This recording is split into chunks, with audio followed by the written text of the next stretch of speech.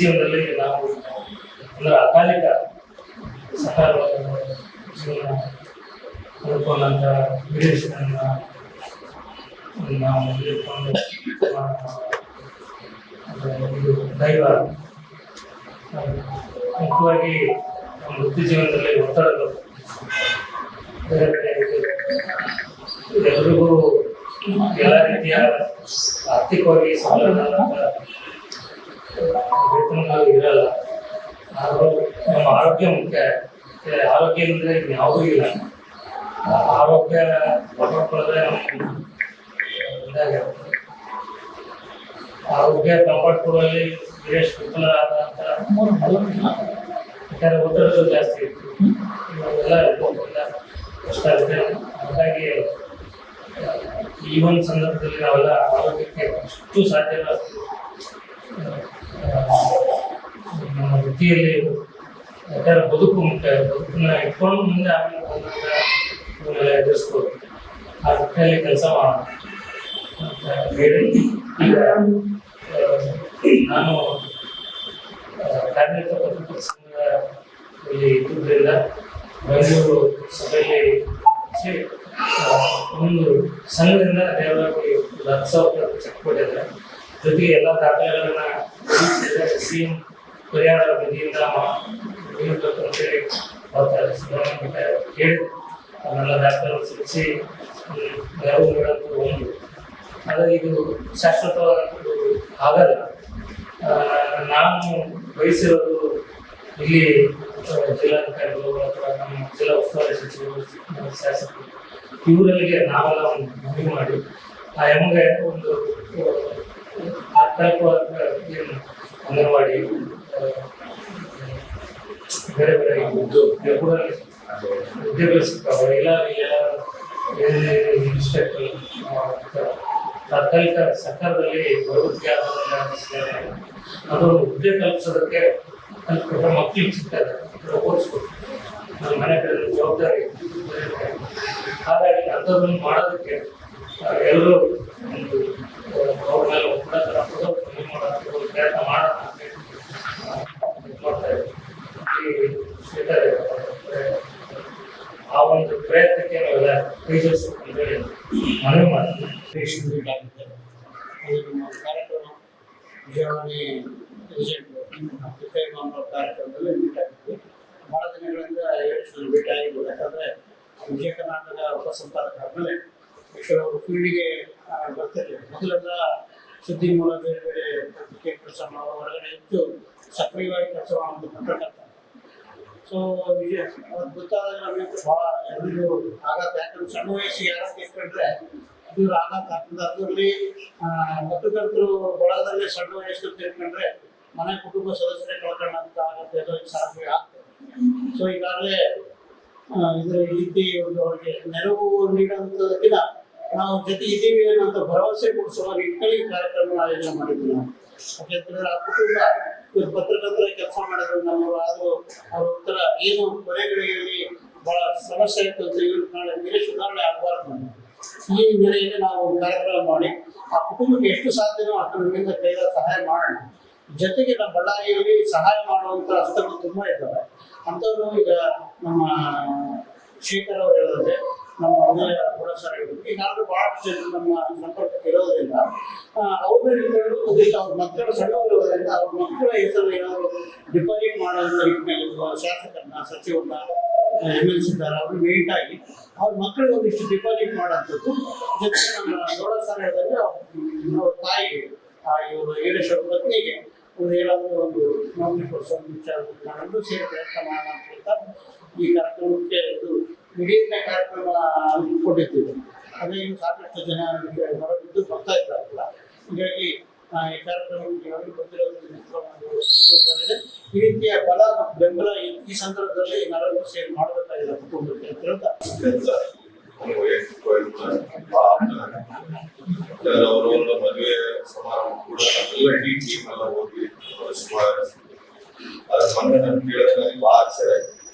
ನಾನು ಮಾರ್ಗದವ್ರಿಗೆ ಫೋನ್ ಮಾಡಿದೆ, ಏನ್ ಮಾಡ್ಕೊಂಡ್ರೆ ಇಲ್ಲ ಸರ್ ನನಗೆ ನೈಟ್ ಗಾಡಿ ಸರಿ ಮತ್ತೆ ಬೆಳಗ್ಗೆ ಕೇಳೋವಾಗ ಅದು ಆ ಸುದ್ದಿ ಕೇಳ ನನಗೆ ಆಶ್ಚರ್ಯ. ಅದಕ್ಕಿಂತ 2 ದಿವಸ ಮುಂಚೆ ನಮ್ಮ ಸ್ನೇಹಿತರು ಕೂಡ ಬೆಂಗಳೂರಲ್ಲಿ ಗಾಡಿ ಅರೆಸ್ಟಿಂದ ಸೇಮ್ ಏಜ್ ಅವ್ರು ಪ್ರತಿ ಬಳ್ಳಾರಿ ಬಂದ್ರೆ ನಮ್ಮ ಜೊತೆಗೆ ಬಂದು ಅಚ್ಚೊಳಗೆ ಹೋಗ್ತಾರೆ. ಆ ಇದರಲ್ಲಿ ನಾವು ಮಾತಾಡ್ತಾ ಇದ್ದು ದಿಢೀರ್ ಮತ್ತು ಈ ಸುದ್ದಿ ಕೇಳಿ ನಿಜವಾಗ್ಲೂ ಬಹಳ ಆಶ್ಚರ್ಯ. ಯಾಕಂದ್ರೆ ಲಾಸ್ಟ್ ಟೈಮ್ ನಮ್ಮ ಡಿಸೆಂಬರ್ ಮಾಸದ ಕಾರ್ಯಕ್ರಮದಲ್ಲಿ ಕೂಡ ವಿಶೇಷವಾಗಿ ನಾವು ನಾಟಕಗಳು ಮಾಡಿದಾಗ ಎಲ್ಲರೂ ಯಾರು ಇಲ್ಲ ನಮ್ಮ ಸುರೇಶ್ ಕೂಡ ಅತ್ಯಂತ ನಿಜವಾಗ್ಲೂ ಈಗ ಕೂಡ ಇಲ್ಲಿ ಬಂದು ಮಾತಾಡೋದಕ್ಕೆ ಅದಕ್ಕೋಸ್ಕರ ನಾನು ನಮ್ಮ ವಿಷಯ ಮಾಸದಿಂದ ವೈಯಕ್ತಿಕವಾಗಿ ಅವರ ಕುಟುಂಬಕ್ಕೆ 10,000 ರೂಪಾಯಿ ಕೊಡ್ತೀನಿ. ಅದ್ರ ಜೊತೆಗೆ ನಮ್ಮ ರಾಷ್ಟ್ರೀಯ ಕನ್ನಡದಲ್ಲಿ ಕೂಡ ಅವ್ರ ಮಕ್ಕಳಿಗೆ ಆಗಿರ್ಬೋದು ಅವ್ರ ಕುಟುಂಬಕ್ಕೆ ಏನಾದ್ರು ಸಹಾಯ ಅಂತ ನಾನು ಈಶ್ವರ್ ಖಂಡ ಸರ್ ಮತ್ತು ಶಾಮು ಸರ್ ಕೂಡ ಮಾತಾಡಿ ಅವ್ರ ಕುಟುಂಬಕ್ಕೆ ಎಷ್ಟು ಸಾಧ್ಯ ಅಂತ ಅಷ್ಟು ನೆರವು ಮಾಡೋದಕ್ಕೆ ಪ್ರಯತ್ನ ಮಾಡ್ತೀವಿ.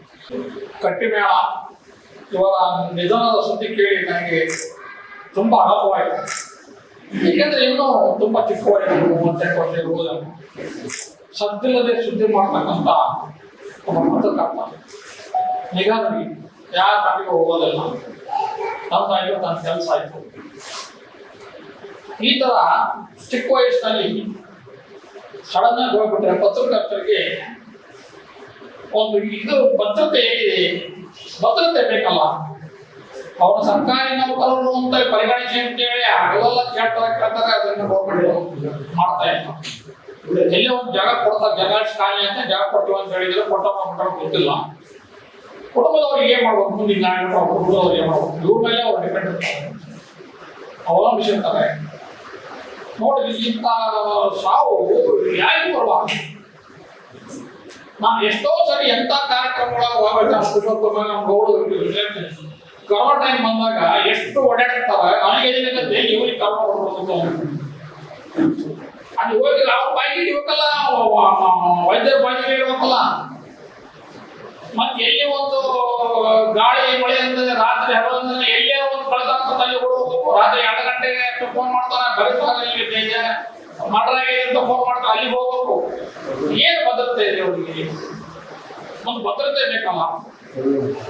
ನಾವೊಂದು ಸರ್ಕಾರ ನೌಕರು ಕೈ ತುಂಬ ಪೈಜ ಅಂತ ಹಾಕಿ ಆರಾಮ ನಮಗೇನು ಯಾವ ಭದ್ರತೆ ಬೇಕಾಗಿಲ್ಲ, ಯಾವ ರಾಜಕೀಯ ಮುಖಂಡರು ಸಪೋರ್ಟ್ ನಮಗೆ ಬೇಕಾಗಿಲ್ಲ. ನಾವು ಯಾರಿಗೂ ಜಗ್ಗದಲ್ಲ, ಯಾರಿಗೂ ಬಗ್ಗದಲ್ಲ. ಯಾಕಂತಂದ್ರೆ ಸ್ಟ್ರೇಟ್ ಫಾರ್ವರ್ಡ್ ನನಗೆ ಏನು ಇದಾಗಲ್ಲ, ಕಂಟೇಜ್ ಮೈಟಿ ಅಂತ ಸೋರ್ಡ್ ಆಗ್ತಾರೆ. ಯಾರು ಹೆದರಿದ್ರು ಪತ್ರಕರ್ತರಿಗೆ ಹೆದರ್ಬೇಕು, ನಾವು ಜನಪ್ರತಿನಿಧಿಗಳು ಹೆದರ್ಬೇಕು. ಯಾರು ಚೀಫ್ ಮಿನಿಸ್ಟರ್ PM ಪತ್ರಕರ್ತರಿಗೆ ಹೆದರ್ಬೇಕು. ಯಾಕಂತಂದ್ರೆ ಅವು ಸುದ್ದಿಗಳನ್ನ ಆಗುಹೋಗುಗಳನ್ನ, ಸಮಾಜದ ಆಗುಹೋಗುಗಳನ್ನ ಕಷ್ಟಪಟ್ಟು ಬಿಸಿಲನ್ನದೇ ಮಳೆ ಅನ್ನದೇ ಅವ್ರು ಬಂದು ಬಾಗಿಲು ಮುಡಿಸ್ತಾರೆ ನಮಗೆ. ಈಗ ನಾವು ಏನೋ ಒಂದು ಫಂಕ್ಷನ್ ಮಾಡಿದ್ರೆ 1 ಲಕ್ಷ ಜನಕ್ಕೆ ನಾವೇನಾದ್ರೂ ಕಳ್ಸಕ್ಕಾಗತ್ತಾ? 2 ಲಕ್ಷ ಜನಕ್ಕೆ ಅಡ್ವರ್ಟೈಸ್ ಮಾಡ್ಸಕ್ಕಾಗತ್ತಾ? ಒಂದು ಪತ್ರಿಕೆಗೆ ಹಾಕಿಬಿಟ್ರೆ ಅದು ಅವ್ರ ಮನೆ ಬಾಗಿಲು ಹೋಗೋದು. ಈಗ ನೋಡಿ ಪತ್ರಿಕೆಗೆ ಹಾಕಿದ್ರಿ ನೋಡ್ಕೊಂಡು ನಾವು ಬಂದ್ವಿ, ಎಲ್ಲರಿಗೂ ಫೋನ್ ಮಾಡೋಕ್ಕಾಗಲ್ಲ. ಪತ್ರಿಕೆಗಳು ಅಷ್ಟು ಇವತ್ತಿನ ದಿವಸ ಪತ್ರಿಕೆ ಹಾಕ್ತಿದ್ವಿ. ಆದ್ರೆ ಈ ತರ ಸಡನ್ ಆಗಿ ಆರೋಗ್ಯ ಕೆಟ್ಟೋಗ್ಬಿಟ್ರೆ ಬಹಳ ಕಷ್ಟ ಆಗುತ್ತೆ, ಕುಟುಂಬದವ್ರಿಗೆ ಕಷ್ಟ ಆಗುತ್ತೆ, ನಡೆಸೋದು ಕಷ್ಟ ಆಗುತ್ತೆ. ಅದಕ್ಕೆ ನಿಮ್ಮ ಆರೋಗ್ಯವನ್ನ ಯಾವುದೇ ಚುನಾವಣೆ ಬರಲಿ, ಯಾವುದೇ ಕಾಯಿಲೆಗಳು ಬರಲಿ ಅಂತ ಸಂದರ್ಭದಲ್ಲಿ ನಿಮ್ಮ ಆರೋಗ್ಯ ಕಾಪಾಡ್ತಾರೆ. ಯಾಕಂದ್ರೆ MP ಎಲೆಕ್ಷನ್ ನೀವು ಓಡಾಡಿ ನೋಡಿದ್ರೆ ನನಗೆ ಬಹಳ ಗಾಬರಿ ಆಗುತ್ತೆ. ಈ ಮುಂದೆ ಮತ್ತೆ ಪರಿಷತ್ ಎಲೆಕ್ಷನ್ ಹೋಗ್ಬೇಕು, ಅಲ್ಲಿ ಹೋಗು ಮನೆಗೆ ಎಷ್ಟೋ ತನಕ ಅಷ್ಟೊತ್ತಿಗೆ ಹೋಗ್ಬೇಕು. ಮನೆಗೆ ಅವರು ನಿಮ್ಮ ಸುಧಾರಿಸ್ಬೇಕಲ್ಲ ಹೆಣ್ಮಕ್ಳು. ಅದಕ್ಕೆ ನಾವು ಅಲ್ಲಿ ಹೋಗ್ಬೇಕು. ಏನ್ ಮಾಡ್ಬೇಕು, ನಮ್ಮ ಕರ್ತವ್ಯ. ಈಗ ನಾವು ಇತಿಹಾಸಕಾರ ನಾವು ಗುಡ್ಡ ಹಾಕಿ ಹೋಗ್ತೀವಿ, ನಿನ್ನೊಂದು ಗುಡ್ಡ ಹಾಕಿ ಮತ್ತೆ ನಮ್ಮ ಮನೆ ತರೋದು. ಒಂದು 2 ಶಾಸನ ಸಿಕ್ಕು ನನಗೆ ಕೈಗ ಮುಡಿದಾಗ. ಹೀಗೆ ನೀವು ಸಹಿತ ಎಲ್ಲೋ ಹೋಗ್ತೀರಿ, ಕಷ್ಟಪಟ್ಟು ಹೋಗ್ತಿರ್ತೀರಿ. ನಿಮ್ಮ ಆರೋಗ್ಯದ ಕಡೆ ದಯಮಾಡಿ ಕೈ ಮುಗಿಸಿ ನಿಮ್ಮ ಆರೋಗ್ಯದ ಕಡೆ ಲಕ್ಷ್ಯ ಕೊಡ್ರಿ. ನಿಮ್ಮ ಕುಟುಂಬದ ಕಡೆಗೆ, ಮಕ್ಕಳ ಕಡೆಗೆ ಲಕ್ಷ್ಯ ಕೊಡ್ರಿ. ನಿಮ್ಮ ಮಕ್ಕಳ ವಿದ್ಯಾಭ್ಯಾಸದ ಕಡೆ ಲಕ್ಷ್ಯ ಕೊಡ್ರಿ. ನಾನು ಸರ್ಕಾರದ ಬೇಡ್ಕೊಂತೀನಿ, ಪತ್ರಕರ್ತರಿಗೆ ಒಂದು ಕುಟುಂಬದವರಿಗೆ ಅವ್ರಿಗೆ ಒಂದು ಭದ್ರತೆ ಕೊಡ್ರಿ ಅಂತ ಹೇಳ್ತಾ ಸಂಜೆವಾಣಿ ಪತ್ರಿಕೆಯ ವರದಿಗಾರನಾಗಿ ಸಿರಿಗೆರೆ ಹೋಬಳಿಯಲ್ಲಿ ಕೆಲಸ ಮಾಡ್ತೀನಿ. ನಾನು ಈ ಮೊದಲು ಒಂದು 5 ವರ್ಷ ವಿಜಯ ಕರ್ನಾಟಕ ಪತ್ರಿಕೆಯಲ್ಲಿ ಕೂಡ ವರದಿಗಾರನಾಗಿ ಸಿರಿಗೆರೆ ಹೋಬಳಿಗೆ ನಾನು ಕೆಲಸ ಮಾಡಿದ್ದೀನಿ. ಅವಾಗ ಸರ್ ಜೊತೆಗೆ ನಾವು ಕೂಡ ಕೆಲಸ ಮಾಡ್ತಕ್ಕಂಥ ಅವಕಾಶಗಳಾಗಿ ಅನುಭವಿಸಿದ್ದೀವಿ. ಪತ್ರಿಕೆಯಲ್ಲಿ ಕೆಲಸ ಮಾಡ್ತಿರ್ಬೇಕಾದ್ರೆ ಅವಾಗ ಗ್ರಾಮೀಣ ಭಾಗದ ಪತ್ರಕರ್ತರ ಒಂದು ಸುದ್ದಿಗಳಿಗೆ ಹೆಚ್ಚಿನ ಆದ್ಯತೆಗಳನ್ನು ಕೊಡ್ತಾ ಇದ್ದೀವಿ. ಒಂದು ಟೈಮ್ನಲ್ಲಿ ನಾವು ಅದನ್ನ ಸಭೆಯಲ್ಲಿ ಆ ಒಂದು ಸಮಸ್ಯೆಯನ್ನು ವ್ಯಕ್ತಪಡಿಸಿದಾಗ ಅದನ್ನ ಗಮನಿಸಿರ್ತಕ್ಕಂಥ ವೀರೇಶ್ ಸರ್ ಅವರು ಖುದ್ದಾಗಿ ನನ್ನ ಕರೆದು ನೀವು ಏನಾದರೂ ಸುದ್ದಿಗಳು ಹಾಕಿ ನನಗೆ ಫೋನ್ ಮಾಡಿ ತಿಳಿಸ್ರಿ, ಹೆಚ್ಚಿನ ಆದ್ಯತೆ ಕೊಡ್ತೀನಿ ಅಂತಂದು ಹೇಳಿ ಅವರು ನಮ್ಮ ಗ್ರಾಮೀಣ ಭಾಗದ ಸುದ್ದಿಗಳನ್ನು ಹೆಚ್ಚಿಗೆ ಕಂಡು ಆವಾಗ ಸ್ವಲ್ಪ ಗ್ರಾಮೀಣ ಭಾಗದ ಸುದ್ದಿಗಳಿಗೆ ಹೆಚ್ಚು ಬರೋದಕ್ಕೆ ಅವಕಾಶ ಮಾಡಿರ್ತಾರೆ. ಅಂಥ ವ್ಯಕ್ತಿತ್ವವನ್ನು ಹೊಂದಿರತಕ್ಕಂಥ ಒಬ್ಬ ಒಳ್ಳೆಯ ಭಾವನೆಯ ಒಂದು ಪತ್ರಕರ್ತರಾಗಿರ್ತಕ್ಕಂಥ ವೀರೇಶ್ ಸರ್ ಅವ್ರ ಜೊತೆಗೆ ನಾವು ಕೆಲಸ ಮಾಡ್ತಿರ್ತೇವೆ. ನನಗೆ ಹೆಮ್ಮೆ ಇದೆ. ಜೊತೆಗೆ ನಾನು ಎಲ್ಲರಲ್ಲಿ ಮನವಿ ಮಾಡ್ಕೊಳ್ಳೋದಿಷ್ಟೇ, ಸಾಧ್ಯ ಆದಷ್ಟು ಸುದ್ದಿ ಮಾಡುವಾಗಲಿ ಅಥವಾ ನೀವು ಟಿವಿಗೋ ಪೇಪರ್ ಸುದ್ದಿ ಕೊಡುವಾಗಲಿ ಹೆಚ್ಚಿನ ದಾವತ್ತ ಬೇಡ. ಏನು ಯಾರಿಗೇನಾಗಲಿ ಬಂಗಾರ ಕಿರೀಟ ಬಿಟ್ಕೊಂಡು ಕೊಡ್ತಿರೋದಿಲ್ಲ. ಸ್ವಲ್ಪ ನಿಮ್ಮ ಆರೋಗ್ಯದ ಕಡೆಗೆ, ನಿಮ್ಮ ಪರಿಸ್ಥಿತಿಗಳ ಕಡೆಗೆ ಮತ್ತು ಕುಟುಂಬದ ಕಡೆಗೆ ಸ್ವಲ್ಪ ಸಾಧ್ಯ ಆದಷ್ಟು ಗಮನ ಇರಲಿ. ಹೆಚ್ಚಿಗೆ ಆರೋಗ್ಯದ ಕಡೆಗೆ ಗಮನ ಕೊಡಲಿ. ಆಮೇಲೆ ಏನಾದರೂ ಇಂಥ ಅಚಾನಕ್ ಇನ್ಸಿಡೆಂಟ್ಗಳಾದಾಗ ನಮಗೆ ಈ ಸಾವು ಅಂತಕ್ಕಂಥದ್ದು ಕಾಯ್ಕೊಂಡು ಕುಂತ್ಕೊಳ್ತಕ್ಕಂಥದ್ದು ಎರಡು ಸಂದರ್ಭ.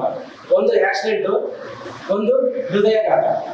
ಇವೆರಡು ಅಕಾಲಿಕ ಮರಣಕ್ಕೆ ಒಂದು ಸ್ಪೀಡಾಗಿ ದಾರಿ ತೋರಿಸ್ತಕ್ಕಂಥದ್ದು.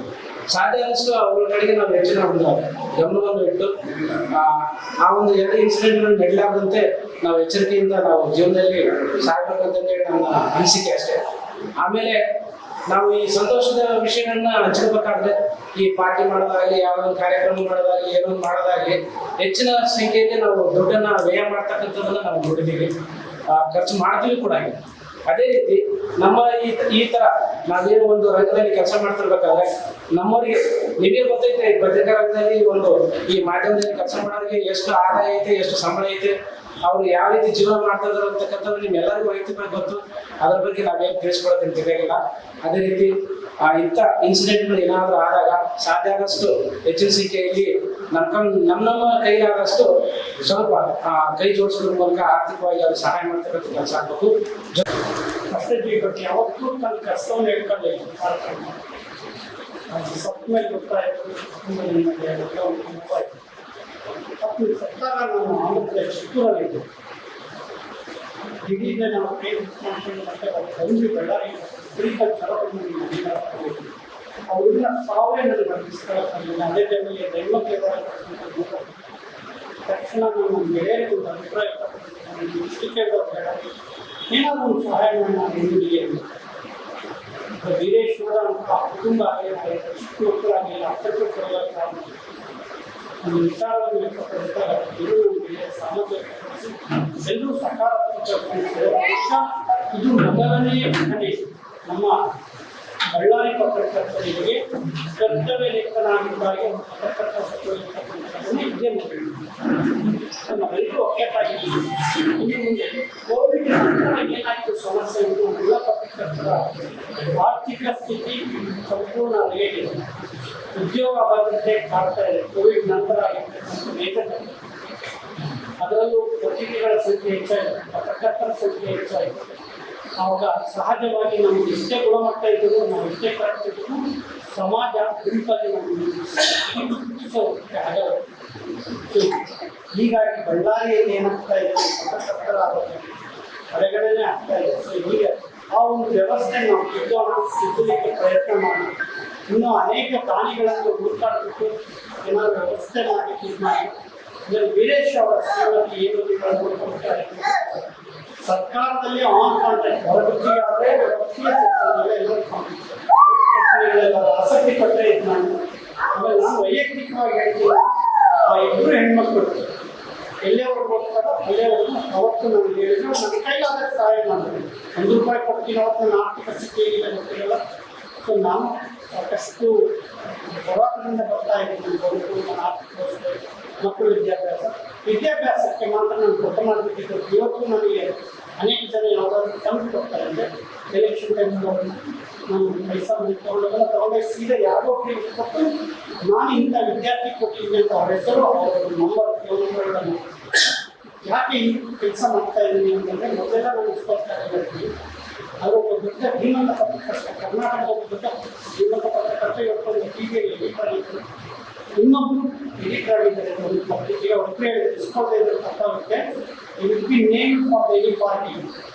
ಇಸ್ಕೊಂಡು ನಿಮಗೆ ಬೇಡಲ್ಲ ತಗೊಂಡೋಗಿ ಯಾರಾದ್ರೂ ನೀಡಿರೋದು ಆ ದುಡ್ಡನ್ನ ಇಂಥವ್ರಿಗೆ ಕೊಟ್ಟಿದ್ದೀನಿ ಅಂತ ಅವ್ರಿಗೆ ಮಾಹಿತಿ ಕೊಟ್ಟು ಅವ್ರವ್ರಿಗೆ ಕನೆಕ್ಷನ್ ಮಾಡ್ಕೊಡ್ತೀನಿ ಅಂತ ಇವತ್ತಿಗೂ ನಾನು ಕೆಲಸ ಮಾಡ್ತಾ ಇದ್ದೀನಿ. ನನ್ನ ಕೈಯಿಂದ ದುಡ್ಡು ತಗೊಂಡು ಹೋಗೋದು. ಮೆಡಿಕಲ್ ಓದಿದ್ದಾರೆ, ಇಂಜಿನಿಯರಿಂಗ್ ಓದ್ತಾ ಇದ್ದಾರೆ, ಇಲ್ಲಿ ಮೆಡಿಕಲ್ ಓದ್ತಾ ಇದ್ದಾರೆ, ಹಿಂದಿ ಓದ್ತಾ ಇದ್ದಾರೆ, ಮೆಡಿಕಲ್ ಹೋಗ್ತಾ ಇದ್ದಾರೆ. ನಾನು ನನಗೂ ಸಹಿತ ಕೋವಿಡ್ ಪೀರಿಯಡಲ್ಲಿ ಆರ್ಥಿಕ ತೊಂದರೆ ಆದಾಗ ನಾನು ಸಹಿತ ಫಂಡ್ ರೇಸ್ ಮಾಡಿ ಭಿಕ್ಷೆ ಬೇಡಿ ನನ್ನ ಮಕ್ಕಳು ಓದಿಸಿದೆ. ಯಾಕಂದರೆ ಒಂದು ಸ್ಕೂಲಲ್ಲಿ ಬರೀ 10,000 ರೂಪಾಯಿ ಕಟ್ಟಿಲ್ಲ ನನ್ನ ಮಗಳಿಗೆ ಅಂತಂದರೆ ಹೊರಗಡೆ ಕಳಿಸಿದ್ದು. ನಾಳೆ ಎಕ್ಸಾಮ್ ಇದೆ, ಬೋರ್ಡ್ ಎಕ್ಸಾಮು, ಅವಾಗಲೂ ಸಹಿತ ನಾವು ಕೊಡಲ್ಲ ಅಂತ ನಾನು ಪತ್ರಕರ್ತ ಅಂತ ಗೊತ್ತು, ಅವ್ರಿಗೆ ನಾವು ಸಾಕಷ್ಟು ದುಡ್ಡಿದ್ದೀವಿ ಅಂತ ಗೊತ್ತು, ಎಲ್ಲ ಗೊತ್ತು. ಈ ಥರದ ಪರಿಸ್ಥಿತಿಗಳನ್ನು ನಾನು ಫೇಸ್ ಮಾಡಿದ್ರಿಂದ ನಾನು ನೋವಿದ್ದೆ. ಆ ಮಕ್ಕಳಿಗೆ ಆಗೋದು ಬೇಡ, ಏನಮ್ಮ ದಯವಿಟ್ಟು ನನ್ನ ಕೈಲಾಗಿದ್ದಂಥ ಸಹಾಯ ನಾನು ಮಾಡ್ತಿದ್ದೇವೆ. ಅವ್ರ ಕುಟುಂಬದವರಾಗಿ ಯಾರಾಗಿ ನನ್ನ ಗಮನ ತಗೊಂಡು ನಾವು ₹1 ಕೊಡ್ಬೋದು ನಮ್ಮಿಲ್ಲ ಅಂತಾರೆ. ಎಷ್ಟು ಕೊಡ್ತೀನಿ ಗೊತ್ತಿಲ್ಲ, ಭಗವಂತನಿಗೆ ಗೊತ್ತು. ನನ್ನನ್ನು ಉಪಯೋಗಿಸ್ಕೊಳ್ಳಿ ಎಜುಕೇಷನ್ ವಿಚಾರಕ್ಕೆ ದಯವಿಟ್ಟು ಅವಕಾಶ ಮಾಡ್ತೀನಿ. ಧನ್ಯವಾದಗಳು. ಪತ್ರಕರ್ತರ ಸಂಘ ಸಹಾಯ ಮಾಡುತ್ತೆ. ಆ ಸಹಾಯದಿಂದ ಬೆಂಗಳೂರು ರಾಜ್ಯ ಘಟಕ ಕೊಟ್ಟಿದೆ. ಅದನ್ನು ನಾವೀಗ ಸಮರ್ಪಣೆ ಅಣ್ಣ ಚೆಕ್ ಇಟ್ಕೊಡಿ, ಅಣ್ಣ ಚೆಕ್ ಇಟ್ಕೊಡಿ. ಆಯ್ತು ಆಯ್ತು.